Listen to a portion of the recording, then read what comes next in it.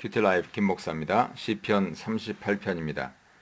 떠오른 죄와 형벌 가운데 하나님과의 관계 회복을 염원. 하나님 처분만 기다리는 침묵. 하나님 돌아오셔야 악인들이 떠나간다는 구원 호소에 대해서 묵상해 보시기 바랍니다. 시인은 병으로 고통스러워하며 하나님께 징계를 그쳐달라고 간구합니다. 모든 질병이 죄 때문에 생기는 것은 아니지만 시인은 현재 자신의 질병이 자신의 죄와 상관이 있으며 그 결과 하나님으로부터 징계를 받고 있다고 고백합니다. 시인이 어떤 죄로 고통당하는지는 알 수 없습니다. 하지만 그는 죄의 심각성과 그 결과를 인지하고 있습니다.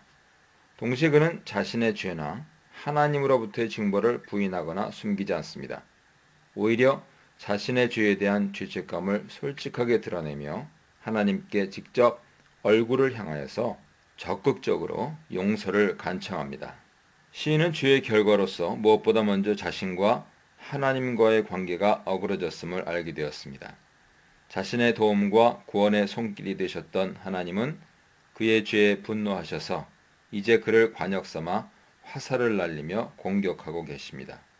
1절로 3절 사이에 자신의 죄로 인한 하나님 분노를 지칭하는 표현을 5차례나 언급하면서 자기 죄에 대한 하나님의 거센 반응을 강조합니다. 또한 2절에서 시작해서 10절에 이르도록 하나님의 진노가 자신의 육체와 마음에 얼마나 강력한 영향력을 미쳤는지에 대해 설명하고 있습니다. 질병으로 육체의 고통이 몰려와서 피부가 성한 것이 없고 뼈에 평안함이 사라졌고 그 빈자리에 상처와 고통이 가득 채워졌습니다. 몸을 지탱하는 허리에 열이 나고 심장이 벌렁거리고 기력이 점점 빠져서 눈에서는 생기가 사라졌습니다. 그의 몸에서 하나님의 진노로 인한 고통을 느끼지 않는 부분은 없습니다. 이와 같이 하나님은 시인의 죄를 묵인하지 않으시고 그를 징계하고 책망하시는데 이는 먼저 하나님이 죄를 얼마나 싫어하시는지 잘 나타내 줍니다.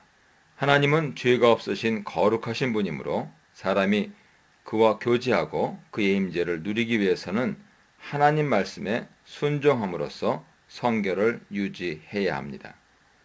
하나님의 징계는 또한 하나님이 시인을 얼마나 사랑하시는지 보여주죠. 하나님은 그의 자녀가 죄를 지어 거룩한 삶에서 떠나는 것을 용납하지 않으십니다.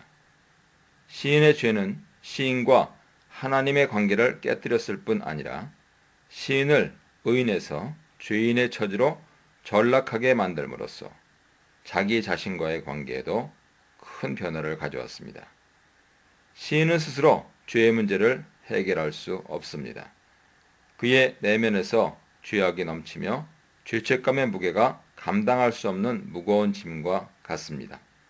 그에게서 끊임없이 번민과 탄식이 솟아나오고 그의 마음에 불안과 신음과 탄식이 충만하므로 심리적으로도 큰 고통 속에 처했습니다. 죄로 인한 죄책감을 떨칠 길이 없으므로 더 이상 죄의 문제를 스스로 해결할 수 없는 시인은 이 문제를 해결하실 수 있는 하나님을 향하여서 긍휼과 용서와 구원을 간절히 요청합니다. 하나님의 용서야말로 시인과 하나님 사이에 깨어진 관계, 또한 시인과 자기 자신과의 깨어진 관계를 회복할 수 있는 길입니다. 11절로 12절입니다.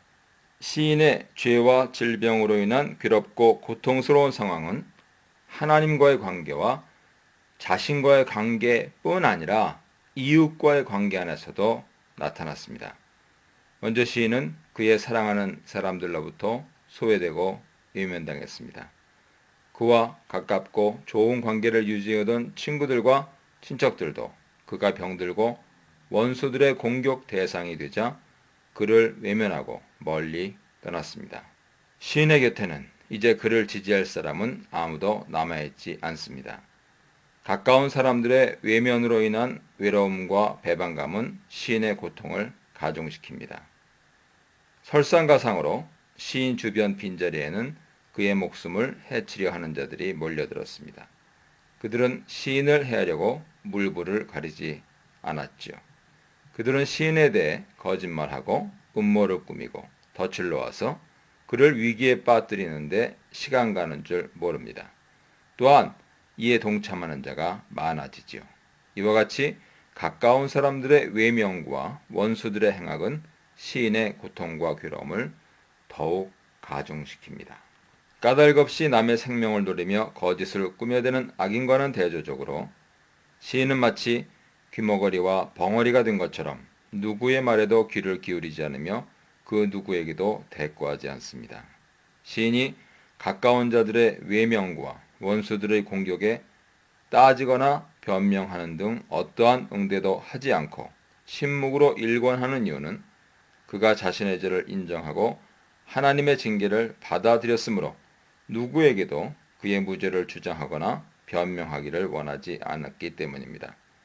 덧붙여 그가 그의 원수들의 까닭없는 중상모략에 대해서도 어떤 반격을 가하지 않는 이유는 그들의 불의를 모른 채 하거나 없던 일처럼 덮으려는 것이 아니라 하나님께만 사정을 아뢰고 하나님이 직접 개입하셔서 불의에 대한 심판을 내려주시기를 원하기 때문입니다.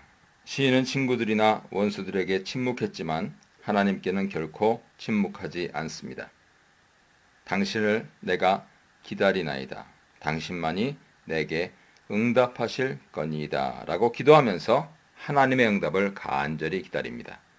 시인은 원수들을 응대하지 않는 이유를 하나님께 말씀드립니다. 그는 원수들이 자신의 죄와 재난으로 인해서 기뻐하고 의기양양해할 여지를 주고 싶지 않습니다. 시인은 불의와 불의를 행하는 자들에게 정당히 맞서는 길은 그들이 시인에게 하듯이 그들을 비웃거나 업신여기며 그들의 목숨을 노리는 것이 아님을 잘 압니다. 그러므로 시인은 악인에게 시간을 쏟는 대신 자신의 죄를 곰곰이 생각하며 하나님께 회개하였고 죄 지은 일에 대해 후회하며 진정으로 마음 아파했습니다. 하나님께서 일말의 죄악도 그냥 내버려 두지 않으심을 알기에 오직 하나님께서 자신의 죄를 사하시고 자기를 향한 재앙을 거두시며 다시금 전과 같이 하나님과 가깝고 돈독한 관계를 유지하기를 소망합니다. 시인은 자신의 죄를 돌아보며 근신하지만 그를 까닭없이 미워하는 자들은 생기가 있고 기세가 등등하며 그 수도 많습니다. 시인의 원수들은 선을 악으로 갚는 자들이므로 근본적으로 마음에 하나님과 그분의 말씀에 대한 경외심이 없는 자들이죠. 그러므로 그들이 시인을 대적하는 이유는 시인이 그들이 추구하는 악이 아닌 선을 추구하기 때문입니다. 이들의 근본적인 태도와 행동 양식은 하나님의 정의와 선에서 멉니다. 시인은 하나님이 자신을 책망하지 않기를 간구하면서 기도를 시작했고 이제 하나님이 자신을 버리지 않고 속히 구원하시기를 간구하며 기도를 마칩니다. 시인은 여전히 죄책감과 질병의 고통 속에 있고 수많은 원수가 이유 없이 괴롭힘으로 하나님이 자신을 외면한 것처럼 느껴져 외롭고 힘듭니다. 그러나 자신에게 당한 모든 문제를 해결하실 수 있는 분이 하나님뿐이심을 그는 분명히 압니다. 그러므로 하나님께서 속히 자기에게 다시 찾아와 자기를 구원하여 하나님과 자신과의 관계, 자기와 친구들이나 원수와의 관계, 자기와 자기 자신과의 관계를 모두 회복시켜 주시기를 갈망하고 있습니다.